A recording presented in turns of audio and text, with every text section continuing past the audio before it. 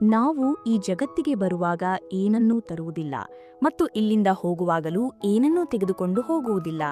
ಹಾಗಾದರೆ ಈ ನಡುವಿನ ನಮ್ಮ ಜೀವನದಲ್ಲಿ ನಾವು ಸನ್ಯಾಸಿಯ ಮನಸ್ಥಿತಿಯನ್ನು ಅಳವಡಿಸಿಕೊಂಡರೆ ನಮ್ಮ ಜೀವನದ ನಿಜವಾದ ಉದ್ದೇಶವನ್ನು ನಾವು ಕಂಡುಕೊಳ್ಳಲು ಸಾಧ್ಯವಾಗುತ್ತದೆ. ನಮ್ಮೆಲ್ಲರ ಜೀವನದ ಪ್ರತಿ ಮಜಲುಗಳಲ್ಲಿಯೂ ನಮಗೆ ಸಹಾಯಕವಾಗುವ ಅಮೂಲ್ಯ ಜ್ಞಾನ ಮತ್ತು ಒಳನೋಟಗಳನ್ನು ನಿಮ್ಮೆಲ್ಲರೊಂದಿಗೆ ಹಂಚಿಕೊಳ್ಳಲು ಆಡಿಯೋ ಇನ್ಸೈಟ್ಸ್ಗೆ ತಮ್ಮೆಲ್ಲರನ್ನೂ ಆತ್ಮೀಯವಾಗಿ ಸ್ವಾಗತಿಸುತ್ತೇವೆ. ನಮ್ಮ ಈ ಪಯಣದಲ್ಲಿ ನಿಮ್ಮೆಲ್ಲರ ಸಹಕಾರ ಮತ್ತು ಪ್ರೋತ್ಸಾಹ ಸದಾ ನಮ್ಮೊಂದಿಗೆ ಇರಲಿ ಎಂದು ಆಶಿಸುತ್ತೇವೆ. ಇಂದು ನಾವು ಜೆ ಶೆಟ್ಟಿ ಎಂಬ ಅದ್ಭುತ ವ್ಯಕ್ತಿ ಬರೆದ ಥಿಂಕ್ ಲೈಕ್ ಎ ಮಾಂಕ್ ಎಂಬ ಪುಸ್ತಕದ ಕುರಿತು ಆಳವಾದ ವಿಶ್ಲೇಷಣೆಯನ್ನು ನಿಮ್ಮ ಮುಂದೆ ಇಡಲಿದ್ದೇವೆ. ಜೆ ಶೆಟ್ಟಿಯವರು ಸೋಷಿಯಲ್ ಮೀಡಿಯಾ ಸೂಪರ್ ಸ್ಟಾರ್ ಮಾತ್ರವಲ್ಲದೆ ನಂಬರ್ 1 ಪಾಡ್ಕಾಸ್ಟ್ ಆನ್ ಪರ್ಪಸ್ನ ನಿರೂಪಕರೂ ಆಗಿದ್ದಾರೆ. ಇವರ ಈ ಕೃತಿಯು ಸೆಪ್ಟೆಂಬರ್ 2020ರಲ್ಲಿ ಪ್ರಕಟಗೊಂಡ ನಂತರ ಅಲ್ಪಾವಧಿಯಲ್ಲೇ ಅನೇಕ ಜನರಿಗೆ ತಮ್ಮ ಜೀವನದಲ್ಲಿ ಬದಲಾವಣೆಗಳನ್ನು ತರಲು ನೆರವಾಯಿತು. ಸನ್ಯಾಸಿಯಂತೆ ಯೋಚಿಸುವ ಮನಸ್ಥಿತಿಯನ್ನು ನಾವು ಅಳವಡಿಸಿಕೊಳ್ಳುವುದರಿಂದ ನಮ್ಮ ಸಾಮರ್ಥ್ಯ ಮತ್ತು ಶಕ್ತಿಯ ಹಾದಿಯಲ್ಲಿ ಬರುವ ಎಲ್ಲಾ ಅಡಚಣೆಗಳನ್ನು ನಿವಾರಿಸಬಹುದು ಎಂದು ಜೆ ಶೆಟ್ಟಿ ಅವರು ನಮಗೆ ವಿವರಿಸುತ್ತಾರೆ. ಇದರ ಜೊತೆಗೆ ಈ ಪುಸ್ತಕದ ಪಾಠಗಳನ್ನು ನಿಮ್ಮ ಜೀವನದಲ್ಲಿ ಅಳವಡಿಸಿಕೊಳ್ಳುವುದರಿಂದ ನಿಮ್ಮ ನಕಾರಾತ್ಮಕ ಆಲೋಚನೆಗಳು ಮತ್ತು ಕೆಟ್ಟ ಅಭ್ಯಾಸಗಳನ್ನು ಬದಲಾಯಿಸಲು ನಿಮಗೆ ಸಾಧ್ಯವಾಗುತ್ತದೆ.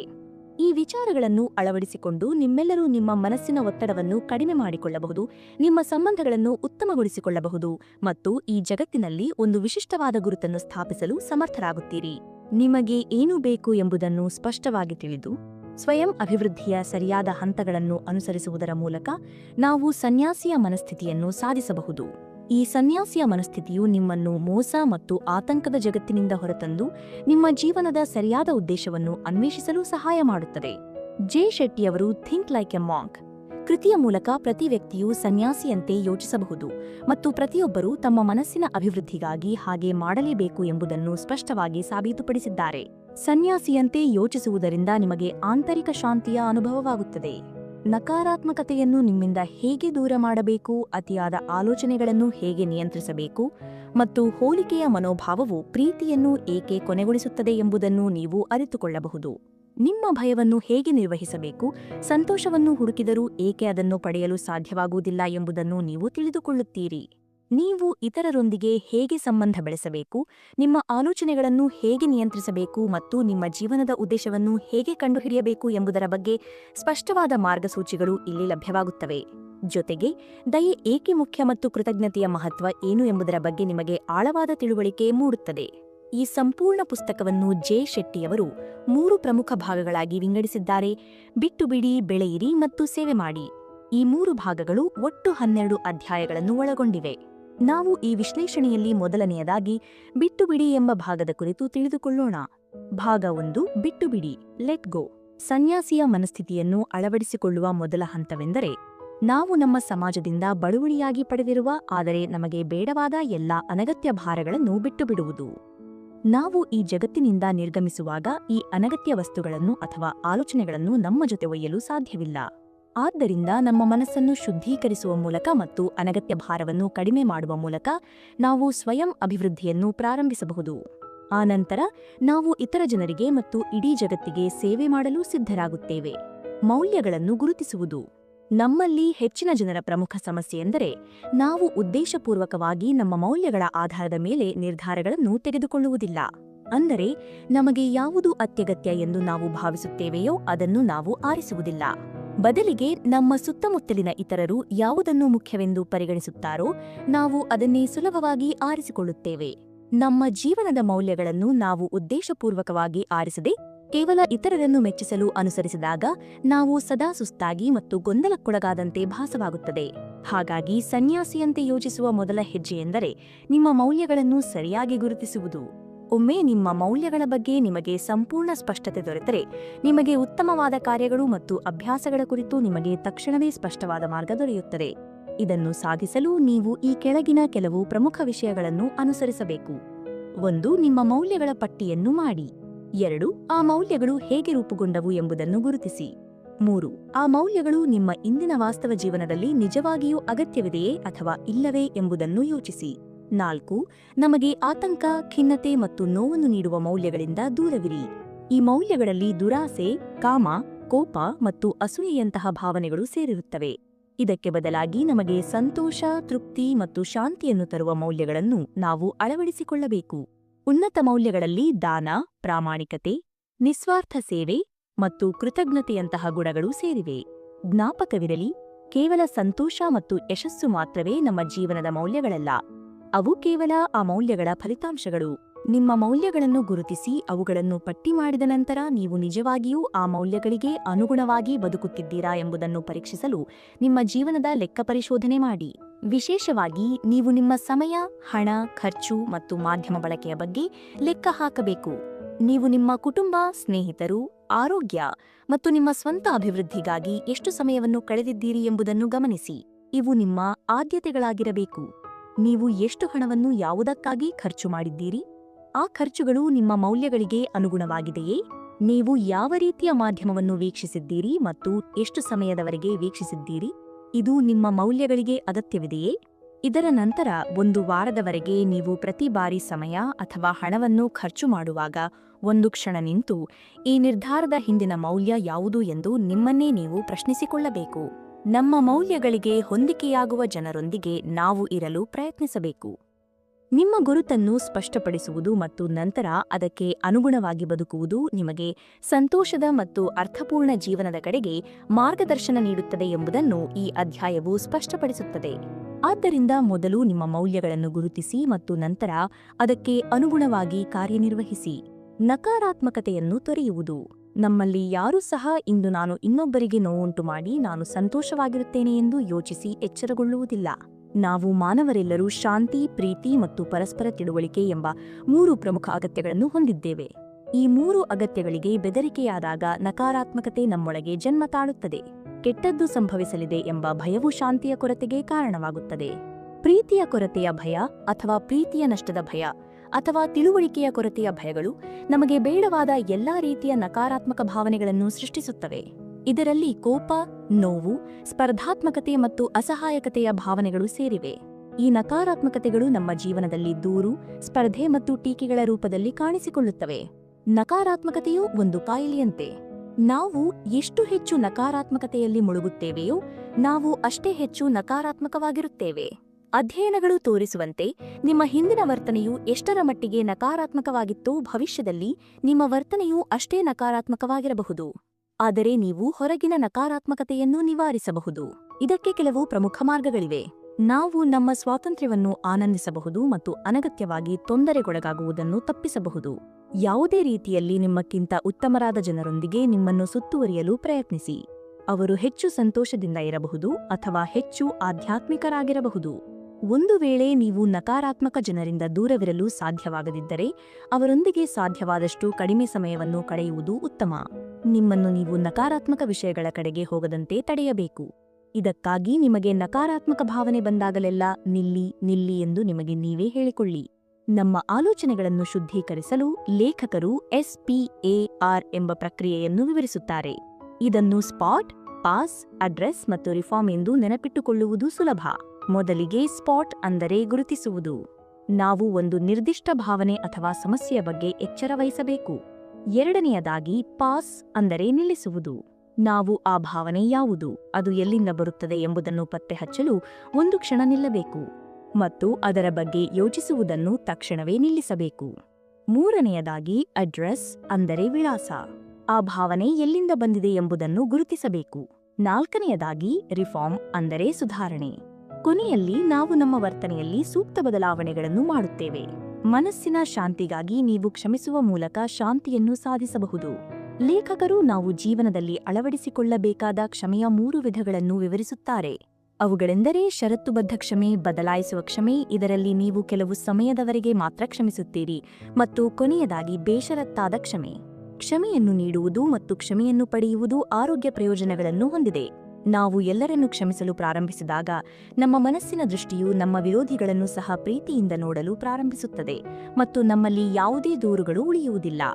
ನಾವು ನಮ್ಮ ಮನಸ್ಸನ್ನು ಶುದ್ಧೀಕರಿಸಿದಾಗ ನಮ್ಮ ಮನಸ್ಸಿನಲ್ಲಿ ಯಾವುದೇ ಕೆಟ್ಟ ಆಲೋಚನೆಗಳು ಬರುವುದಿಲ್ಲ. ಭಯವನ್ನು ನಿಭಾಯಿಸುವುದು. ಈ ಜಗತ್ತಿಗೆ ನೀಡಲು ನಮ್ಮಲ್ಲಿ ಬಹಳಷ್ಟು ವಿಷಯಗಳಿವೆ, ಆದರೆ ಭಯ ಮತ್ತು ಆತಂಕಗಳು ನಮ್ಮ ಸಾಮರ್ಥ್ಯಗಳಿಂದ ನಮ್ಮನ್ನು ದೂರವಿಡುತ್ತವೆ. ನೀವು ಭಯ ಮತ್ತು ಕಷ್ಟಗಳನ್ನು ಎದುರಿಸಿದಾಗ ನೀವು ಅವುಗಳನ್ನು ನಿಭಾಯಿಸಲು ಅರ್ಹರು ಎಂಬ ಭಾವನೆ ನಿಮಗೆ ಮೂಡುತ್ತದೆ. ಇದು ನಿಮಗೆ ಒಂದು ಹೊಸ ದೃಷ್ಟಿಕೋನವನ್ನು ನೀಡುತ್ತದೆ. ಕೆಟ್ಟ ಸಂಗತಿಗಳು ಸಂಭವಿಸಿದಾಗಲೂ ನೀವು ಅವುಗಳನ್ನು ನಿಭಾಯಿಸಲು ಮಾರ್ಗಗಳನ್ನು ಕಂಡುಕೊಳ್ಳಲು ಸಾಧ್ಯವಾಗುತ್ತದೆ ಎಂಬ ವಿಶ್ವಾಸವನ್ನು ಇದು ಹುಟ್ಟುಹಾಕುತ್ತದೆ. ನೀವು ಯಾವುದಕ್ಕೆ ಹೆದರುತ್ತಿದ್ದೀರಿ, ಅದಕ್ಕೆ ನಿಜವಾಗಿಯೂ ಹೆದರಬೇಕೇ ಎಂಬುದನ್ನು ನೀವು ಇದರ ಮೂಲಕ ಅರ್ಥಮಾಡಿಕೊಳ್ಳಬಹುದು. ಭಯಕ್ಕೆ ಕಾರಣ ಅಂದರೆ ಕ್ರಿಯಾಶೀಲತೆಯ ಕೊರತೆ ಮತ್ತು ಭಯಕ್ಕೆ ಮದ್ದು ಅಂದರೆ ಕ್ರಿಯೆ. ನಿಮಗೆ ಯಾರಾದರೂ ಸ್ಫೂರ್ತಿ ನೀಡುವ ವ್ಯಕ್ತಿ ಸಿಕ್ಕಿದಾಗ ನೀವು ಆ ಸ್ಫೂರ್ತಿಯನ್ನು ಅನುಭವಿಸುತ್ತೀರಿ, ಆದರೆ ನೀವೇ ಆ ಸ್ಫೂರ್ತಿಯಲ್ಲ ಎಂದು ನಿಮಗೆ ತಿಳಿದಿರುತ್ತದೆ. ನಮ್ಮ ಭಾವನೆಗಳ ವಿಷಯದಲ್ಲಿಯೂ ಹಾಗೆಯೇ. ಅವು ನಾವು ಕೇವಲ ಅನುಭವಿಸುವ ವಿಷಯಗಳು, ಆದರೆ ನಾವು ಆ ಭಾವನೆಗಳಲ್ಲ. ಕೋಪ, ದುಃಖ ಅಥವಾ ಭಯವನ್ನು ಉಂಟುಮಾಡುವ ನಕಾರಾತ್ಮಕ ಭಾವನೆಗಳಿಂದ ದೂರವಿರಲು ನೀವು ಪ್ರಯತ್ನಿಸಬೇಕು. ಲೇಖಕರು ಉಪಯುಕ್ತ ಭಯ ಮತ್ತು ಹಾನಿಕಾರಕ ಭಯದ ಬಗ್ಗೆಯೂ ಹೇಳುತ್ತಾರೆ. ಉಪಯುಕ್ತ ಭಯವು ನಾವು ಬದಲಾಯಿಸಬಹುದಾದ ವಿಷಯಗಳ ಬಗ್ಗೆ ನಮಗೆ ಅರಿವು ಮೂಡಿಸುತ್ತದೆ. ಉದಾಹರಣೆಗೆ, ನಮ್ಮ ಪೋಷಕರು ಸಾಯುತ್ತಾರೆ ಎಂಬ ಭಯವು ಹಾನಿಕಾರಕ ಭಯ, ಏಕೆಂದರೆ ನಾವು ಆ ವಾಸ್ತವವನ್ನು ಬದಲಾಯಿಸಲು ಸಾಧ್ಯವಿಲ್ಲ. ನಾವು ನಿಯಂತ್ರಿಸಬಹುದಾದ ವಿಷಯಗಳ ಮೇಲೆ ಗಮನ ಹರಿಸುವ ಮೂಲಕ ನಾವು ಹಾನಿಕಾರಕ ಭಯವನ್ನು ಉಪಯುಕ್ತ ಭಯವನ್ನಾಗಿ ಪರಿವರ್ತಿಸಬಹುದು. ನಮ್ಮ ಭಯವು ಎಷ್ಟು ಅಪಾಯಕಾರಿ ಎಂಬುದು ನಾವು ಅದನ್ನು ಹೇಗೆ ಅರ್ಥಮಾಡಿಕೊಳ್ಳುತ್ತೇವೆ ಎಂಬುದರ ಮೇಲೆ ಅವಲಂಬಿತವಾಗಿರುತ್ತದೆ. ಆದ್ದರಿಂದ ನೀವು ಬದಲಾಯಿಸಲು ಸಾಧ್ಯವಾಗುವ ವಿಷಯಗಳಿಗೆ ಹೆದರುವ ಬದಲು ಅವುಗಳನ್ನು ನಿಮ್ಮ ಶಕ್ತಿಯಾಗಿ ಬಳಸಿ ಮತ್ತು ನಿಮ್ಮ ಜೀವನದ ಮೇಲೆ ಭಯವು ಕಡಿಮೆ ಪರಿಣಾಮ ಬೀರಲು ಬಿಡಬೇಡಿ. ಉದ್ದೇಶಪೂರ್ವಕ ಚಿಂತನೆಗಳು. ಇಲ್ಲಿ 4 ಮೂಲಭೂತ ಪ್ರೇರಣೆಗಳಿವೆ. ಅವುಗಳೆಂದರೆ ಭಯ, ಆಸೆ, ಕರ್ತವ್ಯ ಮತ್ತು ಪ್ರೀತಿ. 1. ಭಯ, ನಾಯಕತ್ವ, ಅನಾರೋಗ್ಯ, ಬಡತನ ಮತ್ತು ಸಾವಿನ ಭಯ. 2. ಆಸೆ, ಯಶಸ್ಸು, ಹಣ ಮತ್ತು ಆನಂದದ ಮೂಲಕ ಗಮನ ಮತ್ತು ವಿಚಲಿತತೆಯನ್ನು ಕಂಡುಕೊಳ್ಳುವ ಆಸೆ. 3. ಕರ್ತವ್ಯ, ಕೃತಜ್ಞತೆ, ಜವಾಬ್ದಾರಿ ಮತ್ತು ಸರಿಯಾದ ಕೆಲಸವನ್ನು ಮಾಡುವ ಇಚ್ಛೆಯಿಂದ ಹುಟ್ಟಿದ ಆಲೋಚನೆಗಳು. 4. ಪ್ರೀತಿ, ಇತರರನ್ನು ನೋಡಿಕೊಳ್ಳುವುದು ಮತ್ತು ಅವರಿಗೆ ಸಹಾಯ ಮಾಡುವುದು. ಈ 4 ಪ್ರೇರಣೆಗಳು ನಮ್ಮೆಲ್ಲರಿಗೂ ಎಲ್ಲವನ್ನೂ ಮಾಡುತ್ತವೆ. ನಾವು ಸ್ಫೂರ್ತಿಯನ್ನು ಆರಿಸಿಕೊಳ್ಳುತ್ತೇವೆ. ಉದಾಹರಣೆಗೆ, ನಿಮ್ಮ ಸ್ನೇಹಿತರಿಂದ ಮೆಚ್ಚುಗೆ ಪಡೆಯಲು ಬಯಸುವುದರಿಂದ ನಾವು ನಮ್ಮ ಕೆಲಸವನ್ನು ಕಳೆದುಕೊಳ್ಳಲು ಹೆದರುತ್ತೇವೆ.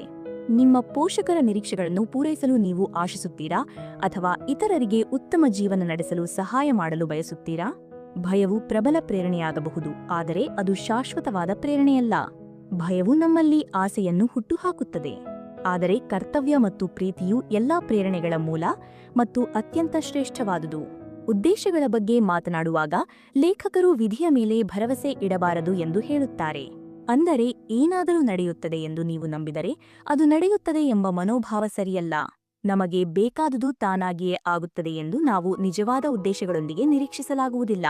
ನಮಗೆ ಯಾರಾದರೂ ಬಂದು ನಾವು ಎಷ್ಟು ಅದ್ಭುತವಾಗಿದ್ದೇವೆ ಎಂಬುದನ್ನು ಹೇಳುತ್ತಾರೆ ಮತ್ತು ನಾವು ಈ ಜಗತ್ತಿಗೆ ಯೋಗ್ಯರು ಎಂದು ನಿರೀಕ್ಷಿಸುವುದು ಸರಿಯಲ್ಲ. ಯಾರೂ ಸಹ ನಮಗಾಗಿ ನಮ್ಮ ಜೀವನವನ್ನು ರೂಪಿಸುವುದಿಲ್ಲ. ನಮ್ಮ ಉದ್ದೇಶಗಳನ್ನು ಪೂರೈಸಲು ಮತ್ತು ನಾವು ಮಾಡಬೇಕಾದ ಪ್ರಮುಖ ಕೆಲಸಗಳನ್ನು ತಿಳಿದುಕೊಳ್ಳಲು ನಮ್ಮ ಜೀವನದಲ್ಲಿ ಒಂದು ರೋಲ್ ಮಾಡೆಲ್ ಅಥವಾ ಆದರ್ಶ ವ್ಯಕ್ತಿ ಇರಬೇಕು. ಉದಾಹರಣೆಗೆ, ನೀವು ಶ್ರೀಮಂತರಾಗಲು ಬಯಸಿದರೆ ಅದನ್ನು ಸಾಧಿಸಿದವರನ್ನು ಅನುಸರಿಸಿ. ಅವರು ಏನು ಮಾಡುತ್ತಿದ್ದಾರೆ ಮತ್ತು ಹೇಗೆ ಮಾಡುತ್ತಿದ್ದಾರೆ ಎಂಬುದನ್ನು ತಿಳಿದುಕೊಳ್ಳಿ. ಅವರು ತಮ್ಮ ಗುರಿಗಳನ್ನು ಹೇಗೆ ತಲುಪಿದರು ಎಂಬುದನ್ನು ಅರ್ಥಮಾಡಿಕೊಳ್ಳಿ. ನಿಮ್ಮದೇ ಆದ ಮಟ್ಟದಲ್ಲಿ ಅವರು ತಮ್ಮ ಗುರಿಗಳನ್ನು ತಲುಪಲು ಏನು ಮಾಡಿದರು ಎಂಬುದನ್ನು ಕಂಡುಕೊಳ್ಳಿ. ಆ ಮೂಲಕ ನೀವು ನಿಮ್ಮ ಗುರಿಗಳನ್ನು ತಲುಪಲು ಸಹಾಯ ಮಾಡುವ ಸರಿಯಾದ ಮಾರ್ಗದರ್ಶಕರನ್ನು ಕಂಡುಕೊಳ್ಳಬಹುದು. ಭಾಗ 2. ಬೆಳೆಯಿರಿ. ಗ್ರೋ. ಧರ್ಮ ಮತ್ತು ಉದ್ದೇಶ. ನಿಮ್ಮ ನೈಸರ್ಗಿಕ ಪ್ರತಿಭೆಗಳು ಮತ್ತು ನಿಮ್ಮ ಭಾವೋದ್ರೇಕಗಳು ಜಗತ್ತಿನ ಅಗತ್ಯಗಳೊಂದಿಗೆ ಸಂಧಿಸಿ ನಿಮ್ಮ ಜೀವನದ ಉದ್ದೇಶವಾದಾಗ ನೀವು ನಿಮ್ಮ ಧರ್ಮವನ್ನು ಅನುಸರಿಸುತ್ತಿದ್ದೀರಿ ಎಂದರ್ಥ. ನಿಮ್ಮ ಸಮಯ ಮತ್ತು ಶಕ್ತಿಯನ್ನು ನಿಮ್ಮ ಧರ್ಮಕ್ಕಾಗಿ ವಿನಿಯೋಗಿಸಿದಾಗ ನೀವು ನಿಮ್ಮ ಸಾಮರ್ಥ್ಯಗಳನ್ನು ಬಳಸುವುದರಿಂದ ತೃಪ್ತಿ ಪಡೆಯುತ್ತೀರಿ. ಇದು ಜಗತ್ತಿಗೆ ಸಹ ಅರ್ಥಪೂರ್ಣವಾಗಿರುತ್ತದೆ. ನಿಮ್ಮ ಧರ್ಮದಲ್ಲಿ ಬದುಕಲು ಜೆ ಶೆಟ್ಟಿಯವರು ಒಂದು ಮಾಂತ್ರಿಕ ಸೂತ್ರವನ್ನು ನೀಡಿದ್ದಾರೆ. ಭಾವೋದ್ರೇಕ ಜೊತೆಗೆ ವಿಶೇಷತೆ ಮತ್ತು ಉಪಯುಕ್ತತೆ, ಈ 3ರ ಸಂಯೋಜನೆಯೇ ನಿಮ್ಮ ಧರ್ಮವಾಗುತ್ತದೆ. ನಾವು ಬೆಳೆಯುವಾಗ ನಾವು ಸಾಮಾನ್ಯವಾಗಿ 2 ರೀತಿಯ ಮಾತುಗಳನ್ನು ಕೇಳುತ್ತೇವೆ. ಮೊದಲನೆಯದು, ನೀವು ಎಂದಿಗೂ ಯಾವುದನ್ನೂ ಸಾಧಿಸಲು ಸಾಧ್ಯವಿಲ್ಲ. ಎರಡನೆಯದು, ನೀವು ಏನಾಗಬೇಕೆಂದು ಬಯಸುತ್ತೀರೋ ಅದನ್ನು ಆಗಬಹುದು. ಆದರೆ ನಿಜಾಂಶವೇನೆಂದರೆ ನೀವು ಏನು ಬೇಕಾದರೂ ಆಗಲು ಸಾಧ್ಯವಿಲ್ಲ. ಆದರೆ ನೀವು ಏನೆಲ್ಲ ಆಗಲು ಸಾಧ್ಯವಿದೆಯೋ ಅದೆಲ್ಲವೂ ಆಗಲು ಸಾಧ್ಯವಿದೆ. ಇಲ್ಲಿ ಜೆ ಶೆಟ್ಟಿ ಅವರು ಭಗವದ್ಗೀತೆಯ ಉದಾಹರಣೆಯನ್ನು ನೀಡುತ್ತಾರೆ. ಇನ್ನೊಬ್ಬರ ಧರ್ಮವನ್ನು ಸಂಪೂರ್ಣವಾಗಿ ಮಾಡುವುದಕ್ಕಿಂತ ನಿಮ್ಮದೇ ಧರ್ಮವನ್ನು ಅರ್ಧಮಟ್ಟಿಗೆ ಮಾಡುವುದು ಉತ್ತಮ. ಅಥವಾ ಸೇನ್ ಎಂದ ವ್ಯಕ್ತಿ ಹೇಳಿದಂತೆ, ನಿಮ್ಮ ಸಮಯ ಸೀಮಿತವಾಗಿದೆ. ಆದ್ದರಿಂದ ಅದನ್ನು ಬೇರೆಯವರ ಜೀವನವನ್ನು ಬದುಕಲು ವ್ಯರ್ಥ ಮಾಡಬೇಡಿ. ನಿಮ್ಮ ಧರ್ಮವನ್ನು ಅನ್ಲಾಕ್ ಮಾಡಲು ನೀವು ಮೊದಲು ನಿಮ್ಮ ಭಾವೋದ್ರೇಕಗಳನ್ನು ಗುರುತಿಸಬೇಕು. ಅಂದರೆ ನೀವು ಮಾಡಲು ಇಷ್ಟಪಡುವ ಚಟುವಟಿಕೆಗಳು ಯಾವುವು ಎಂಬುದನ್ನು ತಿಳಿದುಕೊಳ್ಳಿ. ಭಗವದ್ಗೀತೆಯ ಬಗ್ಗೆ ಮಾತನಾಡುವಾಗ ಧರ್ಮದ ಬಗ್ಗೆ ಯೋಚಿಸಲು 4 ವರ್ಣಗಳನ್ನು ಅಂದರೆ 4 ಸ್ತಂಭಗಳನ್ನು ಅವರು ಉಲ್ಲೇಖಿಸುತ್ತಾರೆ. ಈ ವರ್ಣಗಳ ಬಗ್ಗೆ ತಿಳಿದುಕೊಳ್ಳುವುದರಿಂದ ನೀವು ನಿಮ್ಮ ಸಾಮರ್ಥ್ಯ ಮತ್ತು ಶಕ್ತಿಯನ್ನು ತಿಳಿದುಕೊಳ್ಳಬಹುದು. ವಿಭಿನ್ನ ಯೋಗಿಗಳು ಒಂದು ಸಮುದಾಯದಲ್ಲಿ ಒಟ್ಟಾಗಿ ಕೆಲಸ ಮಾಡಲು ಸಿದ್ಧರಾಗಿರುತ್ತಾರೆ, ದೇಹದ ಅಂಗಗಳಂತೆ. ಅಲ್ಲಿ ಪ್ರತಿಯೊಬ್ಬರಿಗೂ ವಿಭಿನ್ನ ವಿಶೇಷತೆಗಳಿರುತ್ತವೆ. ವರ್ಣ ಸಿದ್ಧಾಂತವು ನಿಮಗೆ ನಿಮ್ಮನ್ನು ಅರ್ಥಮಾಡಿಕೊಳ್ಳಲು ಮತ್ತು ನಿಮ್ಮ ಪ್ರಬಲ ಸಾಮರ್ಥ್ಯಗಳ ಮೇಲೆ ಗಮನ ಹರಿಸಲು ಸಹಾಯ ಮಾಡುತ್ತದೆ. ದೈನಂದಿನ ದಿನಚರಿ. ನಿಮ್ಮ ಅಲಾರಾಂ ಗಡಿಯಾರ ಮತ್ತು ನಿಮ್ಮ ಫೋನ್ ಒಳಗೆ ಇರುವ ಜಗತ್ತಿನ ನಡುವೆ ನೀವು ತಕ್ಷಣವೇ ಒತ್ತಡ, ಆತಂಕ ಮತ್ತು ವಿಚಲಿತತೆಯಿಂದ ತುಂಬಿರುತ್ತೀರಿ. ನೀವು ನಿಜವಾಗಿಯೂ ಈ ಸ್ಥಿತಿಯಿಂದ ಹೊರಬರಲು ಮತ್ತು ಸಂತೋಷದ ದಿನವನ್ನು ನಿರೀಕ್ಷಿಸಲು ಸಾಧ್ಯವೇ? ನಮ್ಮ ಬೆಳಗಿನ ಶಕ್ತಿ ಮತ್ತು ಮನಸ್ಥಿತಿ ಇಡೀ ದಿನ ಮುಂದುವರಿಯುತ್ತದೆ. ಆದ್ದರಿಂದ ಜೀವನವನ್ನು ಹೆಚ್ಚು ಸರಳ ಮತ್ತು ಅರ್ಥಪೂರ್ಣವಾಗಿಸುವುದು ಬೆಳಿಗ್ಗೆಯೇ ಪ್ರಾರಂಭವಾಗಬೇಕು. ನೀವು ಹೆಚ್ಚು ಒತ್ತಡ ಮತ್ತು ಆತಂಕದಿಂದ ನಿಮ್ಮ ದಿನವನ್ನು ಪ್ರಾರಂಭಿಸಿದರೆ ನಿಮ್ಮ ದೇಹವನ್ನು ಇಡೀ ದಿನ ಅದೇ ಮನಸ್ಥಿತಿಯಲ್ಲಿ ಮುಂದುವರಿಯುವಂತೆ ಒತ್ತಾಯಿಸುತ್ತಿದ್ದೀರಿ ಎಂದರ್ಥ. ಇದರಿಂದ ಹೊರಬರಲು ಒಂದು ದಿನಚರಿಯನ್ನು ರಚಿಸಿ ಮತ್ತು ಅದಕ್ಕೆ ಅನುಗುಣವಾಗಿ ಕಾರ್ಯನಿರ್ವಹಿಸಿ. ಪ್ರತಿದಿನವನ್ನು ಸಂತೋಷವಾಗಿ ಪ್ರಾರಂಭಿಸಲು ನೀವು ನಿರ್ಧರಿಸಿದರೆ ನೀವು ಇಡೀ ದಿನ ನಿಮ್ಮ ಕೆಲಸದ ಮೇಲೆ ಗಮನ ಹರಿಸಲು ಸಾಧ್ಯವಾಗುತ್ತದೆ. ನೀವು ಯಾವ ಭಾವನೆಯೊಂದಿಗೆ ರಾತ್ರಿ ಮಲಗುತ್ತೀರೋ ಅದು ನಿಮ್ಮ ಮರುದಿನದ ಬೆಳಗಿನ ಭಾವನೆಯ ಮೇಲೆ ಪರಿಣಾಮ ಬೀರುತ್ತದೆ. ಅಂದರೆ ನಾಳೆ ನೀವು ಏನಾದರೂ ಉತ್ತಮ ಕೆಲಸ ಮಾಡಬೇಕು ಎಂದು ಯೋಚಿಸಿ ನೀವು ಮಲಗಿದರೆ ನೀವು ಮರುದಿನ ಅದೇ ರೀತಿ ಕೆಲಸ ಮಾಡುತ್ತೀರಿ.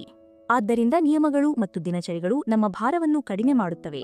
ರಚನೆಯು ನಮ್ಮ ಸಂತೋಷವನ್ನು ಹೆಚ್ಚಿಸುತ್ತದೆ ಮತ್ತು ದಿನಚರಿಯು ಆ ರಚನೆಯನ್ನು ಬಲಪಡಿಸುತ್ತದೆ. ನಿಮ್ಮ ಆದ್ಯತೆಗಳನ್ನು ಪೂರೈಸಲು ಅಗತ್ಯವಾದ ಶಕ್ತಿಯನ್ನು ನೀಡುವ ಒಂದು ಸ್ಥಳಕ್ಕೆ ನೀವು ಪ್ರತಿದಿನವೂ ಹೋಗಿ. ನೀವು ಎಲ್ಲಿದ್ದೀರಿ ಮತ್ತು ನೀವು ನಿಮ್ಮ ಅತ್ಯುತ್ತಮ ಸ್ಥಿತಿಯಲ್ಲಿ ಯಾವಾಗ ಇರುತ್ತೀರಿ ಎಂಬುದರ ಬಗ್ಗೆ ನಿಮಗೆ ಅರಿವಿರಬೇಕು. ಆ ಅತ್ಯುತ್ತಮ ಸ್ಥಳದಲ್ಲಿ ಹೆಚ್ಚು ಸಮಯ ಇರುವುದು ಹೇಗೆ ಎಂಬುದನ್ನು ಕಂಡುಕೊಳ್ಳಲು ನೀವು ಪ್ರಯತ್ನಿಸಬೇಕು. ಯಾವುದೇ ಬದಲಾವಣೆಯು ಸಣ್ಣ ಹಂತಗಳು ಮತ್ತು ದೊಡ್ಡ ಪುನರಾವರ್ತನೆಗಳ ಮೂಲಕ ಸಾಧ್ಯವಾಗುತ್ತದೆ. ಬದಲಾಯಿಸಲು ಕೇವಲ ಒಂದು ವಿಷಯವನ್ನು ನಿಮ್ಮ ಮೊದಲ ಆದ್ಯತೆಯನ್ನಾಗಿ ಮಾಡಿ ಮತ್ತು ಇತರ ಆದ್ಯತೆಗಳನ್ನು ಅಳವಡಿಸಿಕೊಳ್ಳುವ ಮೊದಲು ನಿಮ್ಮ ಮೊದಲ ಆದ್ಯತೆಯನ್ನು ಪೂರೈಸಿ. ಈ ದಿನಚರಿಯು ಜೀವನದಲ್ಲಿ ಸಮತೋಲನವನ್ನು ಕಾಪಾಡಿಕೊಳ್ಳಲು ನಿಮಗೆ ಸಹಾಯ ಮಾಡುತ್ತದೆ ಮತ್ತು ನೀವು ನಿಮ್ಮ ಎಲ್ಲಾ ಆದ್ಯತೆಗಳನ್ನು ವಿಶ್ವಾಸದಿಂದ ಪೂರೈಸಲು ಸಾಧ್ಯವಾಗುತ್ತದೆ. ಮನಸ್ಸಿನ ಶಕ್ತಿ ಮತ್ತು ಅಭಿವೃದ್ಧಿ. ನಾವು ನಮ್ಮ ಕಾಲದ ಬದ್ಧತೆ ಮತ್ತು ವ್ಯಾಯಾಮಗಳನ್ನು ಎಷ್ಟು ಗೌರವದಿಂದ ಬಲಪಡಿಸುತ್ತೇವೆಯೋ ನಮ್ಮ ಜೀವನದ ಸವಾಲುಗಳನ್ನು ನಿಭಾಯಿಸಲು ನಾವು ಅಷ್ಟೇ ಹೆಚ್ಚು ಯಶಸ್ವಿಯಾಗುತ್ತೇವೆ. ನಿಮ್ಮನ್ನು ಹಿಂದಿಕ್ಕುತ್ತಿರುವ ಮಾರ್ಗಗಳನ್ನು ಗುರುತಿಸಿ. ನಂತರ ನೀವು ಅವರ ಮೌಲ್ಯಗಳನ್ನು ನೋಡುವುದು, ಅನುಭವಿಸುವುದು ಮತ್ತು ಸೃಷ್ಟಿಸುವುದನ್ನು ಪ್ರಾರಂಭಿಸುತ್ತೀರಿ. ನಿಮ್ಮನ್ನು ರೆಕಾರ್ಡ್ ಮಾಡುವುದು ನಿಮಗೆ ಒಂದು ಉತ್ತಮ ಜ್ಞಾಪನೆಯನ್ನು ನೀಡುತ್ತದೆ. ಇದರಿಂದ ನೀವು ನಿಮ್ಮೊಂದಿಗೆ ಹೆಚ್ಚು ಸಹಕರಿಸುತ್ತೀರಿ. ನಮ್ಮ ಮನಸ್ಸಿನಲ್ಲಿ ಆತಂಕಕಾರಿ ಆಲೋಚನೆಗಳು ಬಂದಾಗ ಅವುಗಳನ್ನು ಅಳವಡಿಸಿಕೊಳ್ಳುವ ಬದಲು ನಾವು ಅವುಗಳೊಂದಿಗೆ ಸ್ಪಾಟ್ ಪಾಸ್ ಅಡ್ರೆಸ್ ರಿಫಾರ್ಮ್ನಂತೆ ವರ್ತಿಸಬೇಕು. ಇದು ನಿಮ್ಮ ಭಾವನೆಗಳನ್ನು ಗುರುತಿಸುವುದು, ಅವುಗಳ ಪರಿಣಾಮಗಳನ್ನು ಗಮನಿಸುವುದರ ಬಗ್ಗೆ ಇದೆ. ಭಗವದ್ಗೀತೆಯು ಸರಿಯಾದ ಕೆಲಸವನ್ನು ಮಾಡುವುದನ್ನು ವ್ಯಾಖ್ಯಾನಿಸುತ್ತದೆ, ಏಕೆಂದರೆ ಯಶಸ್ಸು ಅಥವಾ ವೈಫಲ್ಯದ ಬಗ್ಗೆ ಚಿಂತಿಸದೆ ಅದನ್ನು ಮಾಡುವುದು ಅತ್ಯಗತ್ಯ. ಸನ್ಯಾಸಿಗಳು ಮಾಡುವ ಉಪವಾಸ ಮತ್ತು ಇತರ ಕಠಿಣ ತಪಸ್ಸುಗಳು ನಾವು ಯೋಚಿಸಿದ್ದಕ್ಕಿಂತ ಹೆಚ್ಚಿನ ಕಷ್ಟಗಳನ್ನು ನಾವು ಸಹಿಸಿಕೊಳ್ಳಬಹುದು ಎಂಬುದನ್ನು ನಮಗೆ ನೆನಪಿಸುತ್ತವೆ. ನಾವು ಸ್ವಯಂ ನಿಯಂತ್ರಣ ಮತ್ತು ಶಿಕ್ಷಣದ ಮೂಲಕ ನಮ್ಮ ಮನಸ್ಸಿನ ಬೇಡಿಕೆಗಳನ್ನು ನಿವಾರಿಸಬಹುದು. ನಾವು ಪ್ರತಿದಿನ ನಮ್ಮ ಆಲೋಚನೆಗಳನ್ನು ಶುದ್ಧೀಕರಿಸಲು ಕೆಲಸ ಮಾಡಿದರೆ ನಮ್ಮ ಮನಸ್ಸು ಅಭಿವೃದ್ಧಿಗೆ ಸಿದ್ಧವಾಗುತ್ತದೆ. ಅಹಂಕಾರ ಮತ್ತು ವಿನಮ್ರತೆ. ನಾವು ವಿನಮ್ರರಾಗಿದ್ದಾಗ ನಾವು ಕಲಿಯಲು ಯಾವಾಗಲೂ ಸಿದ್ಧರಾಗಿರುತ್ತೇವೆ. ಕಲಿಯುವ ಮಾರ್ಗದಲ್ಲಿನ ಅತಿದೊಡ್ಡ ಅಡಚಣೆಯೆಂದರೆ ನನಗೆ ಎಲ್ಲವೂ ತಿಳಿದಿದೆ ಎಂಬ ಭಾವನೆ. ಈ ಸುಳ್ಳು ಆತ್ಮವಿಶ್ವಾಸವು ಅಹಂಕಾರದಿಂದ ತುಂಬಿರುತ್ತದೆ. ವಿನಮ್ರತೆಯು ನಮ್ಮನ್ನು ಗೌರವಿಸಲು ಮತ್ತು ಗೌರವಯುತವಾಗಿರಲು ಪ್ರೇರೇಪಿಸುತ್ತದೆ. ನೀವು ನಿಮ್ಮ ಅಹಂಕಾರವನ್ನು ಮುರಿಯದಿದ್ದರೆ ನಿಮ್ಮ ಜೀವನವು ನಿಮ್ಮನ್ನು ಮುರಿಯುತ್ತದೆ. ಅಹಂಕಾರವು ನಿಮ್ಮ ಪ್ರಾಮುಖ್ಯತೆಯ ಸುಳ್ಳನ್ನು ಒಂದು ನಿರ್ದಿಷ್ಟ ಸಮಯದವರೆಗೆ ಮಾತ್ರ ಉಳಿಸಿಕೊಳ್ಳಬಹುದು. ಅಹಂಕಾರಕ್ಕೆ 2 ಬದಿಗಳಿವೆ.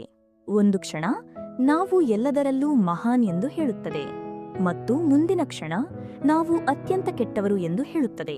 ಅಂದರೆ ನಾವು ಯಾರು ಎಂಬುದರ ಬಗ್ಗೆ ನಾವು ಅರಿವಿಲ್ಲದೇ ಇರುತ್ತೇವೆ. ಈ ತೀವ್ರತೆಗಳ ನಡುವೆ ಏನೂ ಇದೆ ಎಂಬುದನ್ನು ನೋಡುವುದು ನಿಜವಾದ ಬುದ್ಧಿವಂತಿಕೆ. ನಿಜವಾದ ಬುದ್ಧಿವಂತಿಕೆಯು ನಿಮ್ಮ ಅಹಂಕಾರವನ್ನು ಅಡಗಿಸುವುದರಿಂದ ಬರುತ್ತದೆ. ಸನ್ಯಾಸಿಯಂತೆ ಯೋಚಿಸಲು ರಾಧಾನಾಥ್ ಸ್ವಾಮಿಯವರ ಒಂದು ಉಪಮೆಯನ್ನು ಉಲ್ಲೇಖಿಸಲಾಗಿದೆ. ಅವರು ಲಂಡನ್ ದೇವಾಲಯದಲ್ಲಿ ಸ್ವಯಂ ಸಾಕ್ಷಾತ್ಕಾರಕ್ಕೆ ಅಗತ್ಯವಾದ ಗುಣಗಳ ಬಗ್ಗೆ ಮಾತನಾಡುತ್ತಿದ್ದಾಗ ಸನ್ಯಾಸಿಯಂತೆ ಯೋಚಿಸಲು ಹೇಳುತ್ತಾರೆ. ನಾವು ಅಡುಗೆಯಲ್ಲಿ ಉಪ್ಪು ಹೆಚ್ಚಾದಾಗ ಅಥವಾ ಕಡಿಮೆಯಾದಾಗ ಮಾತ್ರ ಉಪ್ಪನ್ನು ಗಮನಿಸುತ್ತೇವೆ. ನಮ್ಮ ಊಟದಲ್ಲಿ ಉಪ್ಪು ಸರಿಯಾಗಿದ್ದಾಗ ಯಾರೂ ಸಹ ಈ ಆಹಾರದಲ್ಲಿ ಉಪ್ಪು ಸರಿಯಾಗಿದೆ ಎಂದು ಹೇಳುವುದಿಲ್ಲ. ಉಪ್ಪು ಸರಿಯಾದಾಗ ಅದು ಗಮನಕ್ಕೆ ಬರುವುದಿಲ್ಲ. ಉಪ್ಪು ತುಂಬಾ ವಿನಮ್ರವಾಗಿರುತ್ತದೆ. ಏನಾದರೂ ತಪ್ಪಾದಾಗ ಅದು ತಪ್ಪು ತನ್ನದೇ ಎಂದು ಒಪ್ಪಿಕೊಳ್ಳುತ್ತದೆ. ಮತ್ತು ಎಲ್ಲವೂ ಸರಿಯಾದಾಗ ಅದು ಶ್ರೇಯಸ್ಸನ್ನು ತೆಗೆದುಕೊಳ್ಳುವುದಿಲ್ಲ. ಅವರು ಅಹಂಕಾರವನ್ನಲ್ಲ, ಆತ್ಮವಿಶ್ವಾಸವನ್ನು ಬೆಳೆಸಿಕೊಳ್ಳಲು ಹೇಳುತ್ತಾರೆ. ವಿನಮ್ರತೆಯು ನಿಮ್ಮ ಸಾಮರ್ಥ್ಯ ಮತ್ತು ದೌರ್ಬಲ್ಯಗಳನ್ನು ಸ್ಪಷ್ಟವಾಗಿ ನೋಡಲು ಕಲಿಸುತ್ತದೆ. ಇದರಿಂದ ನೀವು ಕೆಲಸ ಮಾಡಬಹುದು, ಕಲಿಯಬಹುದು ಮತ್ತು ಮುಂದುವರಿಯಬಹುದು. ಆತ್ಮವಿಶ್ವಾಸ ಮತ್ತು ಹೆಚ್ಚಿನ ಸ್ವಯಂ ಗೌರವವು ನೀವು ಹೇಗಿದ್ದೀರೋ ಹಾಗೆಯೇ ನಿಮ್ಮನ್ನು ಸ್ವೀಕರಿಸಲು ಸಹಾಯ ಮಾಡುತ್ತದೆ. ನೀವು ಅಪೂರ್ಣರು ಮತ್ತು ಪ್ರಯತ್ನಿಸುತ್ತಿರುವವರು ಎಂದು ಒಪ್ಪಿಕೊಳ್ಳಿ. ಆದ್ದರಿಂದ ಆರೋಗ್ಯಕರ ಸ್ವಯಂ ಗೌರವದೊಂದಿಗೆ ಬೆಳೆಯುತ್ತಿರುವ ಅಹಂಕಾರವನ್ನು ಗೊಂದಲಗೊಳಿಸಬೇಡಿ. ಅಹಂಕಾರವು ಪ್ರತಿಯೊಬ್ಬರೂ ನಿಮ್ಮನ್ನು ಇಷ್ಟಪಡಬೇಕೆಂದು ಬಯಸುತ್ತದೆ. ಒಂದು ವೇಳೆ ಅವರು ನಿಮ್ಮನ್ನು ಇಷ್ಟಪಡದಿದ್ದರೆ ಅಹಂಕಾರವು ನಿಮ್ಮ ಮೇಲೆ ಹೆಚ್ಚಿನ ಸ್ವಯಂ ಗೌರವವನ್ನು ಹೇರುತ್ತದೆ. ಅಹಂಕಾರವು ತನಗೆ ಎಲ್ಲವೂ ತಿಳಿದಿದೆ ಎಂದು ಯೋಚಿಸುತ್ತದೆ. ಆದರೆ ಸ್ವಯಂ ಗೌರವವು ನಾವು ಯಾರಿಂದ ಬೇಕಾದರೂ ಕಲಿಯಬಹುದು ಎಂದು ಯೋಚಿಸುತ್ತದೆ. ಅಹಂಕಾರವು ತನ್ನನ್ನು ತಾನು ಸಾಬೀತುಪಡಿಸಲು ಬಯಸುತ್ತದೆ ಮತ್ತು ಸ್ವಯಂ ಗೌರವವು ತನ್ನನ್ನು ತಾನು ವ್ಯಕ್ತಪಡಿಸಲು ಬಯಸುತ್ತದೆ. ಆದ್ದರಿಂದ ಅಹಂಕಾರ ಮತ್ತು ಸ್ವಯಂ ಗೌರವದ ನಡುವಿನ ವ್ಯತ್ಯಾಸವನ್ನು ಅರ್ಥಮಾಡಿಕೊಳ್ಳಿ ಮತ್ತು ನಿಮ್ಮ ಜೀವನದಲ್ಲಿ ಮುಂದುವರಿಯಲು ವಿನಮ್ರತೆಯನ್ನು ಅಳವಡಿಸಿಕೊಳ್ಳಿ. ಭಾಗ 3. ಸೇವೆ ಮಾಡಿ, ಸರ್ವ್, ಕೃತಜ್ಞತೆಯ ಶಕ್ತಿ. ಕೃತಜ್ಞತೆಯನ್ನು ಉತ್ತಮ ಮಾನಸಿಕ ಆರೋಗ್ಯದೊಂದಿಗೆ ಮತ್ತು ಆಂತರಿಕ ತೃಪ್ತಿಯ ಭಾವನೆಯೊಂದಿಗೆ ಜೋಡಿಸಲಾಗಿದೆ. ಕೃತಜ್ಞರಾಗಿರುವ ಜನರು ದಿನದ ಕೊನೆಯಲ್ಲಿ ಕಡಿಮೆ ಒತ್ತಡವನ್ನು ಅನುಭವಿಸುತ್ತಾರೆ. ನಿಮ್ಮ ಒತ್ತಡವನ್ನು ಕಡಿಮೆ ಮಾಡಲು ಇಲ್ಲಿ ಕೆಲವು ಮಾರ್ಗಗಳನ್ನು ನೀಡಲಾಗಿದೆ. ಪ್ರತಿದಿನ ರಾತ್ರಿ ನೀವು ಯಾವುದಕ್ಕೆ ಕೃತಜ್ಞರಾಗಿದ್ದೀರಿ ಎಂಬುದನ್ನು ಬರೆಯಲು ಕೇವಲ 5 ನಿಮಿಷಗಳನ್ನು ಮೀಸಲಿಡಿ. ಒಂದು ವೇಳೆ ನೀವು ನಿಮಗಾಗಿ ಕೃತಜ್ಞರಾಗಿದ್ದರೆ ನೀವು ಬೇರೆಯವರನ್ನು ದೂಷಿಸುವುದಿಲ್ಲ. ನನ್ನ ಪ್ರಯತ್ನಗಳು ಮುಂದಿನ ವಾರದಲ್ಲಿ ಕೃತಜ್ಞತೆಯ ಚಾನೆಲ್ ಆಗಲಿ ಎಂದು ಬರೆಯಲು ಪ್ರಾರಂಭಿಸಿ. ಮತ್ತು ಪ್ರತಿದಿನ ಬೆಳಿಗ್ಗೆ ನೀವು ಎಷ್ಟು ಚೆನ್ನಾಗಿ ನಿದ್ರಿಸಿದ್ದೀರಿ ಎಂದು ಬರೆಯಿರಿ. ಇದರಿಂದ ಏನಾದರೂ ಸುಧಾರಣೆ ಕಂಡುಬಂದಿದೆಯೇ? ಕೃತಜ್ಞತೆಯು ನಿಮಗಾಗಿ ಒಳ್ಳೆಯದಾಗಿದ್ದರೆ ಕೃತಜ್ಞರಾಗಿರುವುದು ನಿಮಗಾಗಿ ಉತ್ತಮವಾಗಿರುತ್ತದೆ. ಪ್ರತಿದಿನ ಕೃತಜ್ಞತೆಯನ್ನು ಹೇಗೆ ಹೆಚ್ಚಿಸುವುದು ಎಂಬುದರ ಬಗ್ಗೆ ಜೆ ಶೆಟ್ಟಿ ಹೇಳುತ್ತಾರೆ. ನೀವು ಪ್ರತಿ ಸಮಯದಲ್ಲೂ ಎಲ್ಲದಕ್ಕೂ ಕೃತಜ್ಞರಾಗಿರಲು ಪ್ರಯತ್ನಿಸಬೇಕು. ನೀವು ಕೂಡ ಅದನ್ನೇ ಅಳವಡಿಸಿಕೊಳ್ಳಿ. ಪ್ರತಿದಿನ ಕೆಲಸ ಮಾಡುವಾಗ ದಯೆ ಮತ್ತು ಕೃತಜ್ಞತೆಯನ್ನು ಒಟ್ಟಿಗೆ ಬೆಳೆಸಬೇಕು. ದಯೆಯು ಅಕ್ಷರಶಃ ಇನ್ನೊಬ್ಬರಿಗಾಗಿ ಏನಾದರೂ ಒಳ್ಳೆಯದನ್ನು ಮಾಡುವಷ್ಟು ಸುಲಭ ಮತ್ತು ಕಷ್ಟಕರವಾಗಿದೆ. ಅವರಿಗೆ ಏನು ಪ್ರಯೋಜನವಾಗುತ್ತದೆ ಎಂದು ಯೋಚಿಸುವುದು ಮತ್ತು ಅವರಿಗೆ ಆ ಪ್ರಯೋಜನವನ್ನು ನೀಡಲು ಪ್ರಯತ್ನಿಸುವುದು. ಸೇವೆಯ ಮೂಲಕ ನಾವು ಕೃತಜ್ಞತೆಯನ್ನು ಅಭ್ಯಾಸ ಮಾಡಬಹುದು. ಸೇವೆಯು ನಮ್ಮ ಅಸೂಯೆ, ಹತಾಶೆ ಮತ್ತು ನಿರಾಶೆಯಂತಹ ನಕಾರಾತ್ಮಕ ಭಾವನೆಗಳನ್ನು ಕೃತಜ್ಞತೆಯ ಭಾವನೆಗಳಾಗಿ ಪರಿವರ್ತಿಸಲು ಸಹಾಯ ಮಾಡುತ್ತದೆ. ಆದ್ದರಿಂದ ಇದನ್ನು ಪ್ರಯತ್ನಿಸಿ. ಸ್ವಯಂ ಸೇವಕ ಕೆಲಸದ ಮೂಲಕ ಕೃತಜ್ಞತೆಯ ಅನುಭವವನ್ನು ಪಡೆಯಿರಿ. ಸೇವೆಯು ನಿಮ್ಮ ದೃಷ್ಟಿಕೋನವನ್ನು ವಿಸ್ತರಿಸಲು ಸಹಾಯ ಮಾಡುತ್ತದೆ ಮತ್ತು ನಕಾರಾತ್ಮಕ ಭಾವನೆಗಳನ್ನು ದೂರ ಮಾಡುತ್ತದೆ. ಸ್ವಯಂ ಸೇವಕರಾಗಲು ನೀವು ತಿಂಗಳಿಗೆ ಒಮ್ಮೆ ಅಥವಾ ವಾರಕ್ಕೆ ಒಮ್ಮೆ ಪ್ರಯತ್ನಿಸಬಹುದು. ಇದು ನಿಮಗೆ ಉತ್ತಮವಾದದ್ದನ್ನು ನೀಡುತ್ತದೆ. ಕೃತಜ್ಞತೆಯನ್ನು ತಕ್ಷಣವೇ ಹೆಚ್ಚಿಸಲು ಇದು ಒಂದು ಪ್ರಬಲವಾದ ಮಾರ್ಗವಾಗಿದೆ. ನಿಮ್ಮ ಸಂಬಂಧಗಳು ಕಷ್ಟಕರವಾಗಿದ್ದರೆ ಅವರ ಕಷ್ಟಗಳನ್ನು ಒಪ್ಪಿಕೊಳ್ಳಿ. ಅವರ ದೋಷಗಳನ್ನು ಕ್ಷಮಿಸಿ ಮತ್ತು ಅವರ ಪ್ರಯತ್ನಗಳಿಗಾಗಿ ಕೃತಜ್ಞರಾಗಿರಿ ಎಂದು ಲೇಖಕರು ಸಲಹೆ ನೀಡುತ್ತಾರೆ. ಯಾರಾದರೂ ನಿಮಗೆ ತಪ್ಪು ಮಾಡಿದರೆ ಅವರ ಮೇಲೆ ನಿಯಂತ್ರಣವನ್ನು ಹೊಂದುವ ಅಗತ್ಯವಿಲ್ಲ ಎಂದು ಲೇಖಕರು ಹೇಳುತ್ತಿಲ್ಲ. ನಿಮ್ಮ ಜೀವನದಲ್ಲಿ ಎಲ್ಲರಿಗೂ ನೀವು ಕೃತಜ್ಞರಾಗಿರಬೇಕಾಗಿಲ್ಲ. ನಿಮಗೆ ಏನಾದರೂ ಒಳ್ಳೆಯದನ್ನು ಮಾಡಿದವರಿಗೆ ಕೃತಜ್ಞರಾಗಿರಿ ಸಾಕು. ಸಂಬಂಧಗಳ ನಿರ್ವಹಣೆ. ನಾವು ನೀಡುವ ಪ್ರೀತಿಯು ವಿಭಿನ್ನ ಮೂಲಗಳಿಂದ ನಮಗೆ ಮರಳಿ ಬರುತ್ತದೆ. ಹೆಚ್ಚು ಸಾಮಾನ್ಯ ಅರ್ಥದಲ್ಲಿ ನಾವು ಏನನ್ನು ನೀಡುತ್ತೇವೆಯೋ ಅದು ನಮಗೆ ಮರಳಿ ಬರುತ್ತದೆ. ಒಬ್ಬ ವ್ಯಕ್ತಿಯ ಬಗ್ಗೆ ನೀವು ಏಕೆ ಕೃತಜ್ಞರಾಗಿದ್ದೀರಿ ಎಂಬುದನ್ನು ಅರ್ಥಮಾಡಿಕೊಳ್ಳಲು 4 ವಿಧದ ವಿಶ್ವಾಸವನ್ನು ಪರಿಗಣಿಸಿ. ನಿಮ್ಮ ಸ್ನೇಹಿತ ನಿಮ್ಮೊಂದಿಗೆ ರೊಮ್ಯಾಂಟಿಕ್ ಕ್ಷಣಗಳನ್ನು ಆಯ್ಕೆ ಮಾಡುವ ಸಾಧ್ಯತೆ ಇದೆಯೇ? ವೈವಿಧ್ಯತೆಯನ್ನು ಕಂಡುಹಿಡಿಯಲು ಹೊಸ ಸಂಪರ್ಕಗಳನ್ನು ಹುಡುಕಲು ನಾವು ಮುಕ್ತವಾಗಿರಬೇಕು. ಯಾವುದೇ ವಯಸ್ಸಿನಲ್ಲಿ ನಮ್ಮ ಪೋಷಕರು ಮತ್ತು ಕುಟುಂಬವು ನಮಗೆ ಬೇಕಾದ ಎಲ್ಲವನ್ನೂ ನೀಡಲು ಸಾಧ್ಯವಿಲ್ಲ ಎಂದು ಒಪ್ಪಿಕೊಳ್ಳುವುದು ಬೆಳೆಯುವ ಒಂದು ಭಾಗವಾಗಿದೆ. ನಾವು ವಿಶ್ವಾಸವನ್ನು ಸಮಾನತೆ ಅಥವಾ ನಿರೀಕ್ಷೆಯೊಂದಿಗೆ ಸಮೀಕರಿಸಿದಾಗ ನಾವು ತೀವ್ರ ನಿರಾಶೆಗೆ ನಮ್ಮನ್ನು ಸಿದ್ಧಪಡಿಸುತ್ತೇವೆ. ತಪ್ಪು ಕಾರಣಗಳಿಗಾಗಿ ಯಾರನ್ನಾದರೂ ನಂಬುವುದಕ್ಕಿಂತ ಮತ್ತು ಅವರನ್ನು ಕಣ್ಣುಮುಚ್ಚಿ ನಂಬುವುದಕ್ಕಿಂತ ಅವರ ಮೇಲೆ ವಿಶ್ವಾಸ ಇಡುವುದು ಉತ್ತಮ. ನಾವು ನಮ್ಮನ್ನು ಪ್ರೀತಿಸಲು ಮತ್ತು ಅರ್ಥಮಾಡಿಕೊಳ್ಳಲು ಕಲಿತಾಗ ಮತ್ತು ನಮ್ಮ ಬಗ್ಗೆ ಸಹಾನುಭೂತಿ ಹೊಂದಿದಾಗ ನಾವು ಇನ್ನೊಬ್ಬ ವ್ಯಕ್ತಿಯನ್ನು ಪ್ರೀತಿಸಲು ಮತ್ತು ಅರ್ಥಮಾಡಿಕೊಳ್ಳಲು ಸಾಧ್ಯವಾಗುತ್ತದೆ. ನೀವು ಏನು ಬಯಸುತ್ತೀರಿ ಎಂದು ನಿಮಗೆ ತಿಳಿದಿಲ್ಲದಿದ್ದರೆ ನೀವು ತಪ್ಪು ಸಂಕೇತಗಳನ್ನು ಕಳುಹಿಸುತ್ತೀರಿ ಮತ್ತು ತಪ್ಪು ಜನರನ್ನು ಆಕರ್ಷಿಸುತ್ತೀರಿ. ನೀವು ನಿಮ್ಮಂತೆಯೇ ಇಲ್ಲದಿದ್ದರೆ ನೀವು ತಪ್ಪು ಗುಣಗಳನ್ನು ಹುಡುಕುತ್ತೀರಿ ಮತ್ತು ಜನರನ್ನು ದೂರವಿಡುತ್ತೀರಿ. ಇನ್ನೊಬ್ಬರಿಗೆ ಯಾವುದು ಮುಖ್ಯ ಎಂಬುದರ ಬಗ್ಗೆ ನಿಮಗೆ ಅರಿವಾದಾಗ ನೀವು ಎಷ್ಟು ಸ್ನೇಹಪರರಾಗಿರಲು ಸಿದ್ಧರಿದ್ದೀರಿ ಎಂಬುದನ್ನು ನೀವು ತಿಳಿದುಕೊಳ್ಳಬಹುದು. ಆದರ್ಶಪ್ರಾಯವಾಗಿ ನಿಮ್ಮಲ್ಲಿ ಪ್ರತಿಯೊಬ್ಬರೂ ನಿಮ್ಮ ಧರ್ಮದಲ್ಲಿ ಬದುಕಲು ಪ್ರಯತ್ನಿಸುತ್ತಿದ್ದೀರಿ. ಉತ್ತಮ ಸಂಬಂಧದಲ್ಲಿ ನೀವು ಆಂತರಿಕ ಶಾಂತಿಯೊಂದಿಗೆ ಮುಂದುವರಿಯುತ್ತೀರಿ. ಪ್ರತಿಯೊಂದು ಸಂಬಂಧದಲ್ಲಿಯೂ ನೀವು ನಿರೀಕ್ಷಿಸುವ ಸಂತೋಷವನ್ನು ಹೆಚ್ಚಿಸಲು ಮತ್ತು ನೋವು ಮತ್ತು ನಿರಾಶೆಯ ಮಟ್ಟವನ್ನು ಕಡಿಮೆ ಮಾಡಲು ನಿಮಗೆ ಅವಕಾಶವಿದೆ. ಸೇವೆ ಅರ್ಥಪೂರ್ಣ ಜೀವನದ ರಹಸ್ಯ. ನಮ್ಮಲ್ಲಿ ಯಾರಾದರೂ ಮೊದಲೇ ತಮ್ಮ ಜೀವನವನ್ನು ಸೇವೆಗಾಗಿ ಮುಡಿಪಾಗಿಟ್ಟಿದ್ದರೂ ಸಹ ಸೇವೆಯಲ್ಲಿ ಉಳಿಯುವುದು ಅತ್ಯುತ್ತಮ ಮನೋಭಾವ. ನಿಸ್ವಾರ್ಥ ಸೇವೆಯು ಆಂತರಿಕ ಶಾಂತಿ ಮತ್ತು ಅರ್ಥಪೂರ್ಣ ಜೀವನಕ್ಕೆ ಖಚಿತ ಮಾರ್ಗವಾಗಿದೆ. ನಿಸ್ವಾರ್ಥತೆಯು ನಮ್ಮನ್ನು ಗುಣಪಡಿಸುತ್ತದೆ. ಸನ್ಯಾಸಿಗಳು ಸೇವೆಯಲ್ಲಿ ಬದುಕುತ್ತಾರೆ ಮತ್ತು ಸನ್ಯಾಸಿಯಂತೆ ಯೋಚಿಸುವುದೆಂದರೆ ಸೇವೆ ಮಾಡುವುದು ಎಂದರ್ಥ. ನಾವು ಒಂದು ಸ್ಥಳದಲ್ಲಿ ಎಷ್ಟು ಪಡೆದಿದ್ದೇವೆಯೋ ಅದಕ್ಕಿಂತ ಹೆಚ್ಚು ಸ್ವಚ್ಛವಾಗಿ ಅದನ್ನು ಬಿಡಲು ಬಯಸುತ್ತೇವೆ. ನಾವು ಜಗತ್ತಿಗೆ ನಾವು ಪಡೆದಿದ್ದಕ್ಕಿಂತ ಹೆಚ್ಚಿನದನ್ನು ನೀಡಲು ಬಯಸುತ್ತೇವೆ. ಸೇವೆಯು ದೇಹ ಮತ್ತು ಆತ್ಮಕ್ಕೆ ಒಳ್ಳೆಯದು. ಅಧ್ಯಯನಗಳು ತೋರಿಸುವಂತೆ ಇತರರಿಗೆ ಸಹಾಯ ಮಾಡುವುದು ಮತ್ತು ಜಗತ್ತನ್ನು ಉತ್ತಮ ಸ್ಥಳವನ್ನಾಗಿ ಮಾಡಲು ಸಹಾಯ ಮಾಡುವಂತಹ ದಯೆಯ ಉದ್ದೇಶಗಳನ್ನು ನಾವು ಅನುಸರಿಸಿದಾಗ, ನಾವು ನಮ್ಮ ಪರಿಸ್ಥಿತಿಯನ್ನು ಸುಧಾರಿಸಲು ಮತ್ತು ಅದನ್ನು ರಕ್ಷಿಸಲು ಗಮನಹರಿಸಿದಾಗ ಆತಂಕ ಮತ್ತು ಖಿನ್ನತೆಯ ಸಾಧ್ಯತೆಗಳು ಬಹಳ ಕಡಿಮೆ ಇರುತ್ತವೆ. ಇತರರಿಗೆ ಸೇವೆ ಮಾಡುವ ಕ್ರಿಯೆಯು ನಮ್ಮ ಮೆದುಳಿನ ಆನಂದದ ಕೇಂದ್ರಗಳನ್ನು ಹೆಚ್ಚಿಸುತ್ತದೆ. ಇದೇ ಕಾರಣದಿಂದ ಇತರರಿಗೆ ಸಹಾಯ ಮಾಡುವ ಜನರು ಹೆಚ್ಚು ಕಾಲ ಬದುಕುತ್ತಾರೆ, ಆರೋಗ್ಯಕರವಾಗಿರುತ್ತಾರೆ ಮತ್ತು ಉತ್ತಮ ಒಟ್ಟಾರೆ ಯೋಗಕ್ಷೇಮದ ಭಾವನೆಯನ್ನು ಹೊಂದಿರುತ್ತಾರೆ. ಸೇವೆಯು ನಮ್ಮ ಕೆಟ್ಟ ದಿನಗಳನ್ನು ಗುಣಪಡಿಸುತ್ತದೆ. ಇದು ನಮ್ಮ ಭಾರವನ್ನು ಕಡಿಮೆ ಮಾಡುತ್ತದೆ. ಸೇವೆಯು ಇತರ ಜನರಿಗೆ ಸಹಾಯ ಮಾಡುತ್ತದೆ ಮತ್ತು ನಮಗೂ ಸಹಾಯ ಮಾಡುತ್ತದೆ. ನಾವು ಪ್ರತಿಯಾಗಿ ಏನನ್ನೂ ನಿರೀಕ್ಷಿಸುವುದಿಲ್ಲ, ಆದರೆ ನಾವು ಪಡೆಯುವುದು ಸೇವೆಯ ಸಂತೋಷ. ಇದು ಪ್ರೀತಿಯನ್ನು ಕೊಡುವುದು ಮತ್ತು ತೆಗೆದುಕೊಳ್ಳುವುದು. ನೀವು ಸೇವೆಯಲ್ಲಿ ತೊಡಗಿದಾಗ ದೂರು ನೀಡಲು ಮತ್ತು ಟೀಕಿಸಲು ನಿಮಗೆ ಸಮಯವಿರುವುದಿಲ್ಲ. ನೀವು ಸೇವೆಯಲ್ಲಿರುವಾಗ ನಿಮ್ಮ ಭಯವು ದೂರವಾಗುತ್ತದೆ. ನೀವು ಸೇವೆಯಲ್ಲಿರುವಾಗ ನೀವು ಕೃತಜ್ಞತೆಯನ್ನು ಅನುಭವಿಸುತ್ತೀರಿ. ಆದ್ದರಿಂದ ಸೇವೆಯು ಅರ್ಥಪೂರ್ಣ ಜೀವನಕ್ಕೆ ನೇರವಾದ ಮಾರ್ಗವಾಗಿದೆ.